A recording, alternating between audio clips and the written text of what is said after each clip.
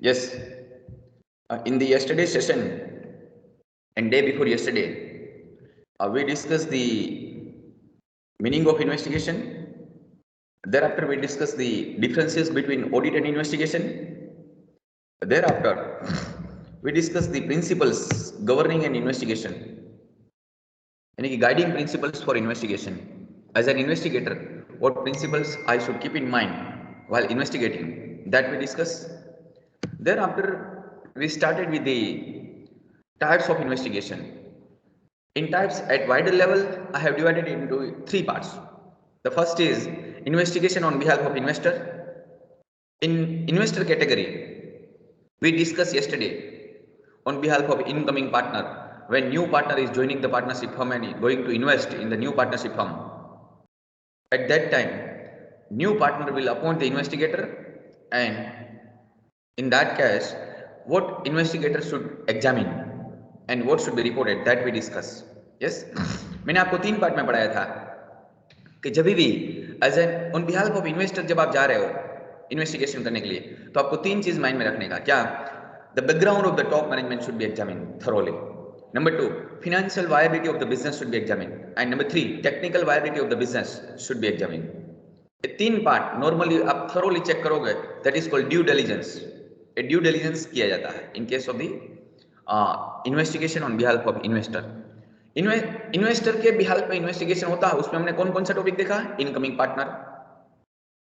When you are going to purchase the running business, means purchasing company is going to purchase the selling company, that is called merger.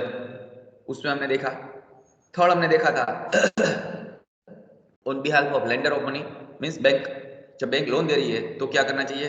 And on behalf of share holder, एक ये भी type दिया है यहाँ, on behalf of share holder. तो share holder में भी ऐसे होता है, share holder is going to buy the equity of your organisation. समझ लो 75% इक्विटी आपकी कंपनी की खरीदने के लिए जा रहा है, 50% इक्विटी खरीदने के लिए जा रहा है कोई share holder, main share holder, 10% equity खरीदने के लिए जा रहा है, तो definitely first he will appoint the investigator, and investigator will investigate the complete financials, complete technicalities, and thereafter the investor will invest, equity shareholders will invest. So on behalf of investors, that we discuss. ये first part देखा था हमने, second देखा था, या third हमने छोड़ दिया था. Today will discuss third. Fourth, investigation on behalf of lender of money, that we discuss. ये फिफ्थ, ये भी देख लो, कल मैंने देखा ही था, तो भी एक बार देख लो. Investigation on behalf of prospective share holder. Prospective share holder is nothing, he is an investor. तो same procedure to be follow. या अल्टीमेटली आप जो इन्वेस्ट करने के लिए जा रहे हो, आपका इन्वेस्टमेंट का अमाउंट बराबर है ना, परचेज प्राइस बराबर है ना, that should be examine. Meaning that by purchase consideration should be examine thoroughly. All assets, all liabilities properly valued है, चेक करो. Assets minus liability is equal to net worth. उसके बेसिस पे प्लस गुडविल तो is equal to purchase consideration. तो वो जो सभी figure goodwill बराबर डिसाइड की है, असेट्स की वैल्यू बराबर रखी है, लायबिलिटीज की वैल्यू बराबर रखी है, that should be examine properly. या और मैंने आपको कल थरोली पढ़ा है, एक चीज खास याद रखो, जब भी आप इन्वेस्ट करने के लिए जा रहे हो, आपको 3 चीज पे फोकस करने का खास. Number 1, management background. Management background में आपको 5 पॉइंट लिखने का. क्या कि सर मैनेजमेंट का एक्सपीरियंस क्या है, एग्जामिन दैट. मैनेजमेंट का टेक्निकल नॉलेज क्या है, एग्जामिन दैट विथ क्वालिफिकेशन. या मैनेजमेंट की इंटीग्रिटी, एथिक्स, एथिकल प्रैक्टिसेस क्या है, उसका मार्केट में नाम कैसा है, एथिकल प्रैक्टिसेस में उसका नाम कैसा है, वो भी थरोली चेक करना चाहिए. अगर मैनेजमेंट घोटाला वाला है तो वहां इन्वेस्ट मत करो. अगर ये मैनेजमेंट की इंटीग्रिटी डाउटफुल है, तो मैं ऐसा मानता हूं बाकी के 2 पॉइंट चेक करने की जरूरत ही नहीं. Financial viability and technical viability of the business check करने की जरूरत ही नहीं, क्योंकि उससे कोई फर्क नहीं पड़ता. क्योंकि मैनेजमेंट घोटाला वाला है तो समझ लो कुछ भी नहीं हो सकता है बिजनेस में. कल वो आपको डुबाएगा, कंफर्म डुबाएगा. तो मैनेजमेंट की इंटीग्रिटी पे खास चेक करो. जब आप इंटीग्रिटी चेक करो ना, किस तरह से चेक होती है, देखो कि उसने सभी लॉ का बराबर कॉम्प्लायंस कर रहा है, जीएसटी लॉ का, इनकम टैक्स लॉ का, लेबर लॉ का, कंपनी की पॉलिसी, लेबर पॉलिसी, ये सभी चेक करते हो ना, तो आपको इंटीग्रिटी सामने दिखती है कि कंपनी कैसी है. अगर हर जगह पे घोटाला ही करती है तो कंपनी घोटाला वाली है, कंफर्म है. या तो management integrity should be examine. तो ये मैनेजमेंट एंगल से ये पॉइंट चेक करो. मैनेजमेंट का विजन क्या है, what is the vision of the management. Yes, उसका विजन एंड ऑब्जेक्टिव्स वो खास चेक करो, तो आपको ओवरऑल पता चलेगा मैनेजमेंट के बारे में। एंड फिनेंशियल वायबिलिटी में क्या चेक करोगे? जब फिनेंस के बारे में ही चेक करो। आप तो फाइनेंस के स्टूडेंट हो, आप तो 10 पॉइंट लिख सकते हो फिनेंशियल वायबिलिटी में। तो कोई भी इन्वेस्टिगेशन आए 5 में से, incoming partner, purchasing of new business, bank loan, prospective shareholder, all are on behalf of investor. आपको ये 3 पॉइंट हाईलाइट करने का। मैनेजमेंट के बारे में 5 पॉइंट लिखो, 5 पॉइंट फिनेंशियल वायबिलिटी पे लिखो, 5 पॉइंट टेक्निकल वायबिलिटी पे लिखो। फिनेंशियल वायबिलिटी में आप क्या लिखोगे? कंपनी का रेशियो एनालिसिस कर लो, पास्ट 5 इयर्स का रेशियो एनालिसिस किया जाए, मतलब सभी रेशियो कैलकुलेट करके उसका इंटरप्रिटेशन करो प्रॉपर्ली। नंबर 2, कंपनी का लास्ट 5 इयर्स का financials, P&L, balance sheet and audit report thoroughly check करो। नंबर 3, कंपनी के past GST return, income tax return thoroughly check करो, लो का प्रॉपर कंप्लायंस चेक करो, बराबर है ना सब कुछ। यस। नंबर 4, कंपनी के एसेट्स एंड लायबिलिटी का वैल्यूएशन टुडे। आज जो कंपनी बैलेंस शीट में एसेट दिखा रही है वो सभी एसेट्स है, उसकी वैल्यू बराबर है। लायबिलिटी शो किया, सभी लायबिलिटी कवर कर लिया, उसकी वैल्यू बराबर है। कोई कंटीजेंट लायबिलिटी है कंपनी की, जो कंपनी में कोर्ट में केस चल रहा है ऐसा कि फ्यूचर में लायबिलिटी क्रिएट हो, तो कंटीजेंट लायबिलिटी भी चेक कर लो, यानी कि एसेट्स लायबिलिटी थरोली चेक कर लो। गुडविल अगर पे कर रहे हो तो गुडविल का वैल्यूएशन बराबर चेक कर लो। या कंपनी का फ्यूचर प्रोस्पेक्ट, उसमें आप क्या करोगे? उसमें कैपिटल बजटिंग की टेक्निक अप्लाई करो, एनपीवी मेथड, IRR मेथड, वो पॉजिटिव आ रहा है ना तो ही आगे इन्वेस्ट करो। These are the financial viability of the project या financial viability of the business. बाद में आपको वो चेक करना चाहिए क्या? Technical viability. टेक्निकल वायबिलिटी में क्या चेक करोगे? कंपनी की प्रोडक्ट कौन सी है, कंपनी की प्रोडक्ट का फ्यूचर क्या है। कंपनी की प्रोडक्ट टेक्नोलॉजी बेस्ड है तो टेक्नोलॉजी ऑब्सोलेंस का कितनी पॉसिबिलिटी है। कंपनी की प्रोडक्ट में फ्यूचर में कितना रिस्क है कि वो प्रोडक्ट रिप्लेस हो जाए, मार्केट रिप्लेस कर दे। या कंपनी का मार्केट शेयर कितना है, कंपनी का कंपटीटर्स कौन कौन है, कंपटीटर्स की साइज कितनी बड़ी है, हमको डिस्टर्ब कर सकता है। या कंपनी के कस्टमर लिस्ट में कौन कौन है, कोई रेप्यूटेड कस्टमर है वो चेक करो। कंपनी के ऑर्डर्स ऑन हैंड कितने हैं वो चेक करो। कंपनी की प्रोडक्ट अगर टेक्निकल है तो हमारे मैनेजमेंट के पास टेक्निकल क्लैरिटी, नॉलेज कंप्लीट है, कंप्लीट क्लैरिटी है। हमारा R&D डिपार्टमेंट कितना स्ट्रॉन्ग है, कितना इनोवेशन है, ये सब टेक्निकल एस्पेक्ट में चेक करना चाहिए हमको। या अगर ये तीन चीज थरोली चेक कर लेते then we can definitely submit the good report of investigation to my investor, या दैट वी शुड एग्जामिन। अब वो देख लो जो हमने छोड़ दिया था।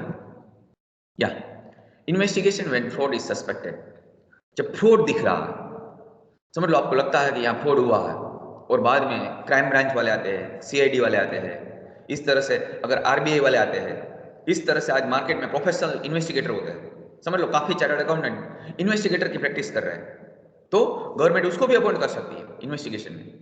तो वो केसेस में आपको क्या फोकस करना है, कौन से बारे में फ्रॉड हुआ उस पर हम फोकस। देखो, it is generally said that frauds are committed if the internal control system of the concern is weak and inefficient. अगर कंट्रोल सिस्टम वीक है तो ही फ्रॉड होने की पॉसिबिलिटी है, कंट्रोल सिस्टम स्ट्रॉन्ग है तो नॉर्मली फ्रॉड होने की पॉसिबिलिटी कम है। Simple type of frauds are normally detected in the course of regular audit, whereas the well planned fraud of complex nature requires investigation by the professional accountant in order to know the type of fraud and its magnitude, meaning that अगर normal category के fraud होते हैं ना वो तो audit में पकड़े जाते हैं, मगर स्पेशल टाइप्स ऑफ फ्रॉड होते हैं, वेल प्लान फ्रॉड होते हैं, तो आपको डिटेल में इन्वेस्टिगेशन करना पड़ेगा, up to the root check करना पड़ेगा। Frauds are the misstatements which are done intentionally by way of wilful act. Fraud किसको बोलते हैं? It is a misstatement which are done intentionally by way of wilful act. Yes, intentionally किया गया है, wilful act है, misstatement किया है, that is known as fraud. Fraud may be committed in different ways and various forms. Each case of suspected fraud can be unique on its own particularities and must be dealt with or investigated on its own merit. Meaning that हर एक fraud है ना वो अलग अलग category का fraud होता है, हर बार नया फ्रॉड होता है, तो आपको टेक्निक भी नहीं यूज करनी पड़ेगी। There could not be the standardized technique. Standardise technique नहीं हो सकती, हो सकता है स्टैंडर्डाइज टेक्निक आपको टू सम एक्सटेंट आपको काम आए, बट आपको आउट ऑफ द बॉक्स सोचना पड़ेगा। जो फ्रॉड किया है उससे एक स्टेप आपको आगे सोचना पड़ेगा, then only you would be able to detect that fraud. या जो fraud is usually committed in the following ways, क्या? Misappropriation of cash, misappropriation of goods, manipulation of accounts, ऐसे फ्रॉड्स होते हैं। तो कैसे आपको फाइंड करना है? देखो, procedure for investigation of misappropriation of cash. समझ लो कैश का मिस अप्रोप्रिएशन हुआ, कैश टैली नहीं हो रहा। बैंक में नॉर्मली ऐसा होता है, समझ लो क्लोजिंग बैलेंस पे बैंक में कैश चेक होगी ना, तो समझ लो कैश आ रही है 50 करोड़ क्लोजिंग बैलेंस में, बुक्स में दिख रहा है 50 करोड़, मगर फिजिकली देखो तो फिजिकली 30 करोड़ दिख रहा है, तो 20 करोड़ का गैप है, तो that is called miss appropriation of cash. ऐसा कंपनी में भी हो सकता है कैश में, या तो आपको क्या करना चाहिए? First of all investigator must know the nature of fraud. Fraud का नेचर देख लो। He should obtain a complete list of books of accounts maintain by the concern. Company ने, बैंक ने क्या क्या बुक्स ऑफ अकाउंट मेंटेन किया उसका पूरा लिस्ट ले लो।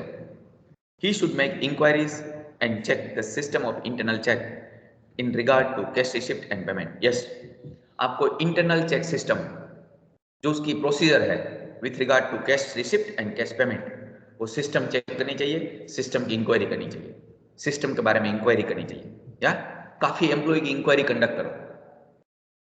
He should try to be aware of the respective duties of the employee. Yes, जो एक कैश डिपार्टमेंट में फ्रॉड हुआ है, तो कैश डिपार्टमेंट में अगर 10 लोग हैं तो 10 लोग की क्या ड्यूटी है, 10 लोग क्या काम कर रहे हैं, वो एग्जैक्ट उसका रोल एंड रिस्पॉन्सिबिलिटी जान लो, ड्यूटीज जान लो, तो आपको पता चलेगा कि एग्जैक्टली कहां से फ्रॉड होगा, या आप कनेक्ट करने में इजी रहेगा। एनी मिसिंग वाउचर और any alteration on cash memo must be closely scrutinized and proper explanation must be asked for. अगर कोई भी वाउचर मिसिंग है, कैश वाउचर, समझ लो it should be serially number. अगर कोई सीरियल नंबर मिसिंग है या तो कोई डॉक्यूमेंट पे कोई अल्टरेशन हुआ है, तो उसको नजदीक से चेक करो, डिटेल में चेक करो क्यों हुआ है, एकदम डेप्थ तक जाओ। कोई भी चीज में डेप्थ तक चेक करोगे तो दो चीज सामने आएगी, या तो वो फैक्ट है या तो वो फ्रॉड है। हो सकता है फैक्ट है कि रियली जेन्युइनली वो चेंज करना था इसलिए वो चेंज किया है, तो इट इज अ फैक्ट, तो नो प्रॉब्लम। बट हो सकता है कि वो फ्रॉड है, तो फ्रॉड भी सामने आएगा डिटेल में जाओगे तो, या तो कोई भी अनयूजुअल हुआ ना, अनयूजुअल चीज, उस पे डाउट करो, उस पे डेप्थ में जाओ, be clear. The counterfoil of pay slips can be compared with the entries in the cash book. Yes, supporting document के साथ सभी सपोर्टिंग डॉक्यूमेंट क्रॉस टैली करने के लिए अटेम्प्ट किया जाए। The payment in respect of salary and wages can be verified. Yes, सभी cash payment check करो। All cash payments should be vouched and duplicates of all missing vouchers should be asked for. Yes, आप complete vouching करो। Audit में vouching आता है ना, क्या जो बुक्स में जो भी रिकॉर्ड हुआ है उसको उसके सपोर्टिंग डॉक्यूमेंट के साथ चेक करना, दैट इज कॉल्ड वाउचिंग। सब कुछ वाउचिंग करो, तो वाउचिंग में आपको दोनों चीज पता चलेगी। अगर कोई डुप्लीकेट एंट्री डबल बार बुक हुई है और वाउचर एक ही है तो डुप्लीकेशन भी पता चलेगा, एंड अगर वाउचर दो है मगर एंट्री एक ही बार पास हुई है तो भी पता चलेगा, that is called missing entry, and first one is known as duplication of entry. Original copy of cancel bill should be check. Yes, कोई भी चीज कैंसिल बिल हुआ है तो उसकी ओरिजिनल कॉपी आपके पास होनी चाहिए। आपके पास होनी चाहिए। समझ लो हमारा सेल्स बिल हुआ, सेल्स बिल हमने किया था मगर वो कैंसिल हुआ, तो उसका ओरिजिनल कॉपी हमारे पास होना चाहिए। आपको भली बात ही पता होना चाहिए, हम सेल्स करते हैं तो ओरिजिनल बिल हमारे पास हो। बिल कौन बनाते हैं? हम बनाते हैं, सेलर बनाते हैं। तो हमने समझ लो कस्टमर को सेल्स किया, तो ओरिजिनल कॉपी, अगर वो सेल्स इनवॉइस आप बोलते हो वो कैंसिल हो गया, कैंसिल हो गया तो ओरिजिनल कॉपी आपके पास होगी। अगर वो सेल हुआ है तो कस्टमर को आपने ओरिजिनल कॉपी दे दिया होगा। तो ऐसा नहीं होना चाहिए क्या कि आप बोलते हो उसकी डुप्लीकेट कॉपी निकाल दी और उस पर लाइन कर दिया कैंसिल, नो, वो नहीं चलेगा। अदरवाइज तो आपने फ्रॉड कर दिया। क्या फ्रॉड किया आपने? आपने जेन्युइनली सेल कर दिया कस्टमर को, उसके पास से कैश लेके पॉकेट में डाल दिया, बिजनेस में आया ही नहीं, प्रैक्टिकली सेल हो चुका। तो खास याद रखो, जब भी सेल्स कैंसिल होता तो उसकी ओरिजिनल कॉपी होनी चाहिए। सेल्स कैंसिल होता तो खास इन्वेंटरी का रिकॉर्ड चेक करो कि गुड्स तो नहीं गया ना। सेल्स कैंसिल हुआ तो उसमें गुड्स डिस्पैच नहीं होना चाहिए, तो वहां से भी क्रॉस टेली होता। बोलते ना inventory register FIFO method LIFO method से मेंटेन करते हो, खास चेक करो। The petty cash should be vouched properly. Receipt from the debtors should be vouched. Yes, debtors के पास से रिसिप्ट आती है ना, वो वाउच करने का एकदम बेस्ट तरीका है। क्या समझ लो, हमने सेल किया, मिस्टर ए को सेल किया 10 टाइम्स पूरे साल में, तो मिस्टर ए ने हमारे पास परचेस किया 10 टाइम्स, या तो हमारी बुक्स में वो डेटर्स दिखता है, उसकी बुक्स में हम क्रेडिटर दिखते होंगे, या तो उसकी बुक्स में से हमारा लेजर ले लो, उसकी बुक्स में से, डेटर्स की बुक्स में से हमारा लेजर की कॉपी ले लो और वो हमारी बुक्स में टैली कर लो। हमारे यहाँ 10 एंट्री है तो उसकी 10 एंट्री होनी चाहिए, 100% अमाउंट मैच होनी चाहिए, तो आपको कंप्लीट पता चलेगा क्या जो सेल्स हुआ, जो पेमेंट हुआ, उसका कंप्लीट जेन्यूनेस है। क्यों? ये थर्ड पार्टी एविडेंस हो गया, क्योंकि data is a third party. तो थर्ड पार्टी एविडेंस के साथ क्रॉस टैली करते हो, इट इज मोर रिलायबल। या अनयूजुअल डिस्काउंट और allowance must be inquired into. Yes, मैंने आपको स्टार्टिंग में पढ़ाया, कोई भी चीज अनयूजुअल होती है उसको डिटेल में चेक करनी चाहिए। जो नॉर्मली यूजुअल ट्रांजेक्शन है उसको डिटेल में चेक करने की जरूरत नहीं है। क्यों? समझ लो हम 10% डिस्काउंट देते हैं ऑल केसेस, तो बराबर है 10% डिस्काउंट। मगर कोई क्लाइंट को 25% डिस्काउंट दिया तो उसको डेप्थ में जाओ, हो सकता है दो पार्ट में से कोई एक चीज मिलेगी, या तो फैक्ट या तो फ्रॉड। फैक्ट क्या? समझ लो काफी बड़ा ऑर्डर था, बल्क ऑर्डर था, तो हमने बड़ा ऑर्डर दिया, वो फैक्ट था, समझ लो जेन्युइन है। बट फ्रॉड क्या है? आपने, आपका कोई रिलेटेड पार्टी था इसलिए आपने बड़ा डिस्काउंट दिया है, तो दैट इज अ फ्रॉड। तो रूट तक चेक करोगे तो आपको पता चलेगा। तो my question is, unusual transaction should be examined in depth and you will be able to find out fact or fraud. Yeah, result would be fact or fraud. He should see that cash received from the customer is correctly credited to his account only. Yes, आप बोलते हो ना teeming and leading method, teeming and leading में क्या होता है, जब cash आती है तो कोई और अकाउंट में आप क्रेडिट कर रहे हो, क्या? That should not happen. समझ लो, मैं आपको एक बेस्ट एग्जांपल दूं। समझ लो अकाउंटेंट को 15 लाख कैश की जरूरत थी घर पे, तो 15 लाख बिजनेस में से 15 लाख घर पे ले गया, किसी को पूछे बिना, पूरे साल उसने यूज किया और कोई नहीं पकड़ पाया। ऐसा कैसे होता है? देखो, टीमिंग एंड लीडिंग में आपको बताता हूं, ऑडिट में आता है कॉन्सेप्ट टीमिंग एंड लीडिंग। क्या? 15 लाख में कैश घर पे, समझ लो मैं अकाउंटेंट हूं, मैं घर पे ले गया 15 लाख कैसे? मिस्टर ए के पास से 15 लाख आया, मिस्टर ए को हमने सेल किया था, उसके पास से 15 लाख आया कैश, तो मैंने डिपॉजिट नहीं किया, अकाउंट में एंट्री भी पास नहीं किया, कोई वाउचर भी नहीं बनाया, और यहाँ जो कंपनी की तिजोरी है ना कैश, उसमें भी डिपॉजिट नहीं किया, डायरेक्ट मैं घर पे ले गया। तो देखो दोनों चीज टैली है। अकाउंट्स में वो 15 लाख कम ही है, एंड फिजिकल में एक्चुअल कैश में वहां भी 15 लाख कम है, तो दोनों मैच हो रहा, तो किसी को डाउट नहीं होगा। मेरी ऊपर का कोई भी बॉस है वो चेक करेगा कि चलो फिजिकल कैश कितनी है, तो वो एंड अकाउंट्स की कैश दोनों मैच होगी। क्यों? क्योंकि दो में से एक भी जगह पे वो 15 लाख की फिर दिया ही नहीं, और किसी को पता ही नहीं मिस्टर ए के पास से पेमेंट आ गया आज। अब मिस्टर बी के पास से पेमेंट आएगा 4 दिन के बाद, समझ लो 15 लाख पेमेंट आया, तो मैं क्या करूंगा? मिस्टर ए को क्रेडिट करूंगा तब कि मिस्टर ए के पास से पेमेंट आया, वो 15 लाख की एंट्री पास कर दी, मिस्टर ए का अकाउंट सेटल हो गया, गुड। मिस्टर बी की एंट्री पास नहीं करूंगा, तो किसी को डाउट भी नहीं होगा कि लॉन्ग आउटस्टैंडिंग है मिस्टर ए के पास, अभी क्यों नहीं आया? पहले ए को सेल किया था, बाद में बी को सेल किया था, पहले ए के पास से पेमेंट आना चाहिए, अभी तक क्यों नहीं आया? अगर मैं बी में एंट्री पास करता हूं तो मेरे ऊपर के बॉस को डाउट होगा कि ए का पेमेंट क्यों अभी तक नहीं आया, तो पकड़ा जाएगा। इसलिए मैं क्या करूंगा? मिस्टर ए का क्रेडिट अकाउंट सेटल कर दूंगा जब बी के पास से पेमेंट आएगा तब। या तो 15 लाख अकाउंटिंग में कैश बढ़ गई एंड एक्चुअल कैश बढ़ गई, गुड। जब सी के पास से पेमेंट आएगा तब मैं बी का अकाउंट करूंगा, जब डी के पास आएगा तब सी का करूंगा, ऐसा पूरा साल चलाऊंगा। और पूरे साल मेरे पास तो जो ए के पास से अमाउंट आई थी 15 लाख वो तो घर पे है, एंड 31 मार्च पे जब ऑडिटर आने वाला है तब मैं 15 लाख लेके आऊंगा, यहाँ बुक्स में भी ले लूंगा, तो सभी पार्टी बराबर मैच हो गई, कैश भी मैच हो गया, क्लियर, किसी को पता नहीं चलेगा। क्या? ये डेज की गेम है, समझ लो डेज की गेम है। एक वीक के बाद जो पेमेंट आ गया मैं दूसरी पार्टी में सुलटाता गया, meaning that is teeming and leading. और अकाउंटेंट ने पूरे साल बिजनेस की कैश 15 लाख अपने पर्सनल पर्पस के लिए यूज किया, this is fraud, this is miss appropriation of the cash. ये कैसे पकड़ा जाता है? ये पार्टी के लेजर से पकड़ा जाएगा। A B C D E जो 5 डेटर्स है ना उसका लेजर मंगवाओ। मिस्टर ए ने कब पेमेंट किया? समझ लो उसने 5th पे पेमेंट किया, और आपने यहाँ कब उसके अकाउंट में क्रेडिट एंट्री पास की? आपने तो 15 पे पास किया, जब बी के पास से पेमेंट आया तब 10 दिन लेट एंट्री पास किया, बस वहां से पकड़ा जाएगा। क्यों? केस आया तो सेम डे एंट्री पास होनी चाहिए, सेम डे, मगर ये 10 दिन का गैप क्यों? बाद में बी टू सी देखो तो वहां भी 10 दिन का गैप दिखेगा डायरेक्ट, क्योंकि मिस्टर ए ने पेमेंट कर दिया 5th पे, आपने रिकॉर्ड किया 15 पे, तो ये गलत है, तो 10 दिन केस किधर गया? डायरेक्ट नहीं डाउट होगा ना। इस तरह से बी का में भी 10 दिन का डिफरेंस आएगा।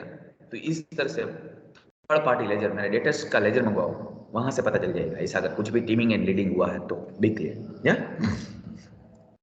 amount of bad debt should be examined so as to its normality. yes, bad debt में खास याद रखो, ऐसा ना हो कि कैश आई मगर आपने पॉकेट में डाल दिया अकाउंटेंट ने, और यहाँ bad debt राइट ऑफ कर दिया डेटर्स को, तो किसी को डेटस दिखेगा ही नहीं, तो उसका कलेक्शन करने का क्वेश्चन ही नहीं है, तो दैट शुड नॉट हैपन। तो बेड डेप्ट है वो टॉप मैनेजमेंट के अप्रूवल के साथ ही राइट ऑफ होना चाहिए। Obtain the names of the persons responsible for signing and endorsing cheques. Yes, cheque पे जो साइन कर रहा है वो बंदे का नाम होना चाहिए। चेक में मैं खास आपको बोलता हूँ क्या, बैंक रिकंसिलेशन स्टेटमेंट चेक करो, डेली का बैंक रिकंसिलेशन स्टेटमेंट चेक करते हो, इट इज अ कंट्रोल, वहां से कंट्रोल प्रोवाइड होता है, अच्छे फ्रॉड सामने आ जाएगा। या अच्छी तरह से रिव्यू करोगे तो काफी डेप्थ में देखना पड़ेगा। आप बनाते थे ना 11 12 F5 में बैंक रिकंसिलेशन स्टेटमेंट, वो ऐसा नहीं हो कि एकदम इजी स्टेटमेंट है फटाफट बना दो। No, bank reconciliation statement is a best control. अगर मैं समझ लो कोई कंपनी में अगर मैनेजिंग डायरेक्टर हूँ, कंपनी का एमडी हूँ, तो मेरे टेबल पे डेली बैंक रिकंसिलेशन स्टेटमेंट आना चाहिए। मुझे पता चले दोस्त कितने चेक रिकंसिलेशन में पड़ा है, यानी कि cheque sign but not deposited, cheque sign, cheque issued but not deposited by the my supplier, वो सभी लिस्ट वहां दिखता है रिकंसिलेशन में। तो वहां से पता चलता है मैंने ही साइन किया था ना, मैंने आज जो चेक दिया इतने ही है ना, किसी ने मेरी साइन फोर्जरी तो नहीं करी है ना, किसी ने मेरी साइन करके चेक दे दिया ऐसा तो नहीं ना खास। तो वहां से पूरा कंट्रोल मिलता है, बिग क्लियर। तो bank reconciliation statement is a control. या he should make full note of all irregularities discovered and must probe into the matter. या आपको डिटेल में चेक करके हर चीज को हर एक एंगल से चेक करना चाहिए। ये यहाँ आपको बेसिक पॉइंट्स लिखा है, इसमें आप काफी डेप्थ में जा सकते हो। केस इन्वेस्टिगेशन में केस का फ्रॉड हुआ है, इन्वेंटरी का रजिस्टर थरोली चेक करो, सेल्स रजिस्टर थरोली चेक करो, परचेज रजिस्टर थरोली चेक करो, एक्सपेंस रजिस्टर थरोली चेक करो, एक्सपेंस की जेन्युइनिटी प्रॉपर्ली चेक करो, डेटर्स का लिस्ट प्रॉपर्ली चेक करो, क्रेडिटर्स का लिस्ट प्रॉपर्ली चेक करो, कोई राइट ऑफ किया तो उसको परफेक्ट थरोली चेक करो, या बैंक रिकंसिलेशन स्टेटमेंट चेक करो। ये सभी पॉइंट्स आप लिख सकते हो over and about this points. Are you getting my point? मुझे इतना पता चलता है क्या वो कैश फ्रॉड हुआ है, किसने किया, कितने अमाउंट का किया और क्या रीजन था, वो पकड़ना है बस that would be my target. या द नेक्स्ट इज, इसमें फ्रॉड में मिस एप्रोप्रिएशन ऑफ गुड्स, अगर वो गुड्स लेके गया तो उसमें भी आपको वही चेक करना चाहिए, उसकी इंटरनल कंट्रोल सिस्टम, उसका स्टॉक स्टेटमेंट, इन्वेंटरी का स्टेटमेंट चेक करो, फिफो मेथड से जो मेंटेन होता है वहां से पता चलेगा। नंबर 3, उसकी जीआरएन चेक करो, गुड्स रिसिप्ट नोट, जब गुड्स आया है, सिक्योरिटी गेट पे एंट्री होती है, क्यूसी वाले की एंट्री होती है, क्वालिटी कंट्रोल वाले चेक करते हैं, हमारी जीआरएन बनती है वो चेक करो खास। गुड्स इश्यू होता है तो गुड्स इश्यू होता है समझ लो स्टोर में से, तो कैसे इश्यू होता है, प्रोडक्शन डिपार्टमेंट की हेड की साइन होती है, बाद में गुड्स इश्यू होना चाहिए, क्योंकि मटेरियल किसको चाहिए, प्रोडक्शन वाले को। तो प्रोडक्शन का हेड एचओडी वो साइन करके देगा कि इतना मटेरियल चाहिए, उसका मेल आएगा स्टोर के हेड पे, तभी यहां से मटेरियल इश्यू होगा, बिग क्लियर। तो वो चेक करो सभी मेल। ऐसा नहीं ना कि यहां से जो मटेरियल है वो without signing by production head यहां से मटेरियल इश्यू हुआ तो फ्रॉड हो सकता है। या ओपनिंग स्टॉक थरोली चेक करो, क्लोजिंग स्टॉक चेक करो, और उसका वैल्यूएशन चेक करो थरोली, वैल्यूएशन से भी पता चलेगा। डब्ल्यूआईपी थरोली चेक करो, raw material finish goods item, it should be examine thoroughly. यानी कि मैं ऐसा मानता हूँ जीएसटी का रिटर्न चेक करो, जीएसटी में से भी परचेज सेल्स आपको थरोली पता चलता है, कौन सा परचेज हुआ कौन सा सेल्स हुआ, तो वहां से भी गुड्स की मूवमेंट पता चलती है। अरे आजकल तो ई वे बिल आ गया, ई वे बिल की मूवमेंट भी देखो थरोली, गुड्स जेन्युइनली आया है या नहीं आया है। या तो गुड्स के रिलेवेंट जो भी सपोर्टिंग डॉक्यूमेंट है all should be examine thoroughly. देखो फर्स्ट में लिखा इंटरनल कंट्रोल सिस्टम, सेकंड में लिखा देखो स्टॉक अकाउंट, यानी कि आपका स्टॉक स्टेटमेंट थरोली चेक करो, आप फिफो मेथड से ही चेक कर रहे हो। ही शुड कंपेयर परचेज, जो है ना purchase opening stock, yes. He should obtain and evaluate the detail of normal and abnormal loss of goods, yes. Scrap, normal scrap, abnormal scrap should be examined. He should make sure that all the returns and allowances relating to purchases and sales, yes, this is most important part, purchase return and sales return, this is an abnormal item, because आपने जो purchase किया उसका return, purchase return ये normally नहीं होता, अगर ऐसा हुआ है तो दिस इज एब्नॉर्मल आइटम, उसको डिटेल में चेक करो कि जेन्युइन है, फैक्ट है या फ्रॉड है। सेल्स में भी ऐसा चेक करो, सेल्स नॉर्मली होता है, सेल्स रिटर्न बहुत कम होता है, अगर हुआ है तो उसको डिटेल में चेक करो वेदर इट इज फैक्ट और फ्रॉड, बी क्लियर। या and compare the stock records with on the financial stock and inventory physically भी चेक करो, फिजिकल इन्वेंटरी भी चेक करो, खास करके मॉल में आप देखते हो ना, रिटेल मॉल में आप जाते हो, डीमार्ट में या ऐसे जो बड़े बड़े मॉल में अगर आप जा रहे हो तो वहां मिस एप्रोप्रिएशन ऑफ गुड्स का काफी पॉसिबिलिटी होती है, गुड्स काफी मिस एप्रोप्रिएट होता है। तो उसके लिए मैं तो ऐसा मानता हूँ उसको डिटेक्ट करना उससे बेटर है उसका कंट्रोल सिस्टम सेट करो पावरफुल, कि यहाँ से कोई भी बंदा एक भी गुड्स विदाउट बिलिंग उठा ही नहीं सकता, फ्रॉड इज नॉट पॉसिबल। या तो वो लोग काफी कंट्रोल सेट कर रहे हैं, आप देखते होंगे उसके प्राइसिंग पे वो बारकोड स्टिकर लगाते हैं विदाउट बिलिंग। उसके गेट पे होता है सायरन, अगर विदाउट बिलिंग कोई गुड बाहर निकल रहा है तो सायरन बजेगा। जो जो वैल्यूएबल आइटम है उसके साथ वो बटन लगा देते हैं, वो बटन निकलेगा ही नहीं जब तक बिलिंग नहीं होगा तब तक। या और वो बटन बिलिंग के सिवा अगर वो गुड्स बाहर निकला तो समझ लो वो सायरन बजेगा। सीसीटीवी कैमरा है, ये सब कुछ है। These are the controls, nothing else. And manipulation of accounts, accounts में भी जो एरिया में जहां फ्रॉड हुआ उसको डिटेल में आप इन्वेस्टिगेट कर सकते हो। या अकाउंट्स में तो आप 1000 पॉइंट चेक कर सकते हो जब फ्रॉड हुआ है, सामने आया है तो। या he should examine the internal control system, unusual transaction, vouching verification करो। या एंड काफी इंक्वायरी करो। तो आपको थरोली, मैं ऐसा बोलता हूँ जो ऑडिट की टेक्निक है ना उसको डिटेल में आपको लेके जाना पड़ेगा, तो आपको अकाउंट्स का फ्रॉड भी पता चल जाएगा। तो यहाँ 3 कैटेगरी के फ्रॉड्स दिए गए थे with regard to cash misappropriation, goods misappropriation and manipulation of accounts. या एंड लास्ट कैटेगरी का इन्वेस्टिगेशन है, वो भी आज हम कंप्लीट कर देते हैं। या investigation on behalf of insurance company for claim settlement. Yes, आपको भली बात ही पता होना चाहिए जब कोई फायर होता है, नेचुरल कैलेमिटीज होती है, तब सभी कंपनी का काफी स्टॉक है, काफी कंपनीज की काफी स्टॉक है, इन्वेंट्री है, वो डिस्टर्ब होती है। समझ लो फायर हुआ गोडाउन में, इन्वेंट्री जल गई, फायर हो गया, तो कंपनी का इंश्योरेंस था इन्वेंट्री का, तो इंश्योरेंस कंपनी है वो इंश्योरेंस क्लेम रखेगी इंश्योरेंस कंपनी के सामने। तो इंश्योरेंस कंपनी है वो इन्वेस्टिगेट करेगी कितना इन्वेंट्री था। तो वो नॉर्मली कैसे करते हैं, एक तो ऑडिटेड फाइनेंशियल देखते हैं 31 मार्च, समझ लो अप्रैल में फ्रॉड हुआ तो 31 मार्च का बेस लेते हैं जो ऑडिटर ने साइन किया। बाद में जितना परचेज आया वो ऐड करो, जितना सेल्स हुआ माइनस कर दो। तो पर्टिकुलर डे तक समझ लो 15 अप्रैल पे फायर हुआ था, तो 15 अप्रैल तक की मूवमेंट चेक कर लो। ओपनिंग स्टॉक 31 मार्च का प्लस जितना परचेज किया ऐड कर दो, सेल्स किया माइनस कर दो, तो आपको 15 अप्रैल का स्टॉक नहीं जाएगा। या तो वो काफी जगह से वो इन्वेस्टिगेट करेंगे, ऐसे ही ओनली ऑडिटेड पे रिलाई नहीं करेंगे, यानी कि many things they will verify. ये 15 दिन में जो परचेज हुआ है, परचेज को वो थरोली चेक करेगा सभी सपोर्टिंग डॉक्यूमेंट के साथ, ईवे बिल के साथ, परचेज बिल, ट्रांसपोर्ट की कॉपी, सिक्योरिटी गेट पे एंट्री, सब कुछ वो चेक करेंगे। सेल्स हुआ उसको भी थरोली वो चेक करेंगे and find out the result, particular day पे कितना स्टॉक था। अकॉर्डिंगली वो फाइनल स्टॉक का वैल्यूएशन भी चेक करेंगे। तो स्टॉक कितना था फिजिकली उस दिन, स्टॉक का वैल्यूएशन क्या था और कितना वो स्टॉक फायर हुआ, accordingly they will pass the insurance claim. या इसमें आप इन्वेंट्री का सभी लेवल भी आप अप्लाई कर सकते हो। इन्वेंट्री का लेवल आप देखते हो ना, economic order quantity, minimum stock level, dangerous level, आपने ऐसा कोई जगह पे कॉस्टिंग में पढ़ा होगा। इन्वेंट्री टर्नओवर रेशियो, या लास्ट 5 ईयर्स में इन्वेंट्री टर्नओवर रेशियो क्या रहा है, तो वहां से भी पता चलता है ऑन एन एवरेज इन्वेंट्री कितनी होती है कंपनी में। Inventory turnover is the best key for determining the inventory as on the date of hire. कितनी इन्वेंट्री, जो यहाँ देखो यहाँ लिखा, normally such type of investigation is done to settle the claim of loss of profit claimed by the policy holder. The loss of profit is calculated and assessed by the investigator in accordance with the terms of the contract of the insurance. He should take into account the following 3 points in order to make a correct assessment of the loss. Turnover जो आया ना, turnover of the last year, increased cost of working during the current year, the period for which the loss is to be calculated. It should be remembered that one cannot claim more than the sum insured. In case the loss is more than the sum insured, insurer will bear a certain percentage of this loss. या आपने loss of profit वाला chapter देखा होगा accounts में, तो वो तो आपको पता ही है, बट अल्टीमेटली कितनी इन्वेंट्री थी, that is my lookout as an investigator, कि on the date of fire कितनी इन्वेंट्री थी। तो इन्वेंट्री का सभी डिटेल में रिकॉर्ड चेक करो, ओपनिंग स्टॉक ले लो,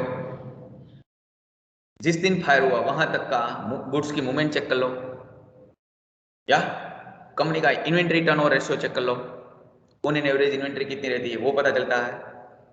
कंपनी का पास्ट ट्रैक देख लो रेशियो इन्वेंट्री का, तो accordingly you would be able to arrive at the inventory value of inventory on the date of hire, and accordingly we can proceed. Yes, so this were with regard to the investigation, all topics with regard to the investigations. Yes, तो investigation में practically मैंने कितने question cover किए हैं सभी लोग? पहले तो मीनिंग ऑफ इन्वेस्टिगेशन, इसमें दोनों का डिफरेंस किया मैंने, 12 डिफरेंस सामने रखा। क्यों? क्योंकि आपका माइंड काफी वाइडर लेवल पे चले, आप प्रॉपर कंपैरिजन करें, प्रॉपर अंडरस्टैंडिंग डेवलप हो। कंपैरिजन से अंडरस्टैंडिंग काफी पावरफुल डेवलप होती है, क्या? क्योंकि you would be able to compare, and moment you able to compare तो आपके माइंड में काफी थॉट्स प्रोवोक आता है। यस, तो my question is, inventory investigation मैंने किसके साथ कंपेयर किया? ऑडिट के साथ। ऑडिट एंड इन्वेस्टिगेशन 12 पॉइंट रखा, तो ऑडिट भी क्लियर हो गया, इन्वेस्टिगेशन भी क्लियर हो गया, दोनों का कंपैरिजन भी क्लियर हो गया। या तो वो पहला क्वेश्चन हमने डिस्कस किया। सेकंड क्वेश्चन में हमने types of principles governing and investigation. Investigator को जब भी वो इन्वेस्टिगेशन के लिए जा रहा है तो कौन से प्रिंसिपल फॉलो करना चाहिए, वो प्रिंसिपल्स हमने देखा, 8-10 प्रिंसिपल देखा। And thereafter types of investigation, इसमें मैंने ऑन बिहाफ ऑफ इन्वेस्टर इसमें 4 कैटेगरी के इन्वेस्टिगेशन पढ़ाया, भाई फ्रॉड का इन्वेस्टिगेशन पढ़ाया, एंड बाद में हमने इंश्योरेंस क्लेम सेटलमेंट का इन्वेस्टिगेशन देखा। तो this was all about the investigation. Audience, yeah, if you have any question, please raise your doubt. Now session is open for you. Please.